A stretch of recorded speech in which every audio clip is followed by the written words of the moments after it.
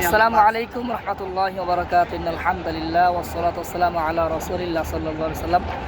আজ 11 তারিখ 7/2026 শনিবার বাদ ফজর।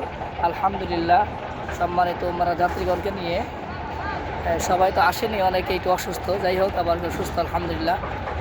অনেক কিছু নিয়ে আমরা মক্কার হেরামের আশেপাশে ঐতিহাসিক নিদর্শন জায়গাগুলো আমরা পরিদর্শন করলাম। কেমন লাগছে আপনাদের? আলহামদুলিল্লাহ। মোটামুটি যা দেখাইছি তাতে কি কিছু বুঝতে পারছেন তো সবাই? ইনশাআল্লাহ, ইনশাআল্লাহ। অনেক কিছু শিখতে পারছেন না? অবশ্যই। এবং কি এইগুলো লোকদেরকে সহিভাবে পৌঁছাবে যে এইটা এই জায়গা, এই জায়গার সাথে এই ঘটনা এখানে ঘটছে, মনে থাকবো না ইনশাআল্লাহ। যাক মাশাআল্লাহ, সবাই দোয়া করবেন। এবং কি সম্মানিত তোমরা যাত্রীগণ, আপনি যেভাবে বুঝিয়ে দিচ্ছেন সেভাবে যদি আমরা না বুঝতাম বা না জানতাম তাহলে হয়তো আমরা চোখে দেখেই যেতাম।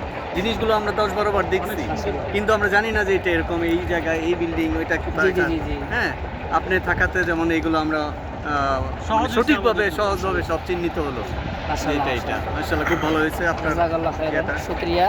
আপনি তো অনেক কষ্ট করলেন আমাদের জন্য, না, অনেক কষ্ট করে সেই আমার সকাল দায়িত্ব থেকে তো- আমাদেরকে দেখাচ্ছেন। আমার দায়িত্ব যেটা সেটা আপনাকে আমি পৌঁছে দিয়েছি। এবং কি আশাবাদী বাংলাদেশ থেকে যদি কেউ গাইড হিসেবে চায় যোগাযোগ করতে পারবে ইনশাআল্লাহ, ঠিক আছে। যেখানে আমরা ওখানে ওই যে জিন্দা কবর, যেখানে ওখানে লোকজন বসা, সে কিন্তু কিন্তু ওখানে জানে বসা, না, সে জানে না। কিন্তু সে জানে না যে এইটাই ছিল জিন্দা কবর। এখানে জাহিরিদের যুগে Right, right. যারা মেয়ে ছিল তাদেরকে জীবিত জীবন্ত হত্যা ওখানে করা, কবর কবর দিত। দেওয়া, হ্যাঁ? তো হয়তো। আর আমরা জানি বিদায় আমাদের জন্য অনেক কিছু সহজ, ইতিহাসগুলো জানলা সহজ। হ্যাঁ?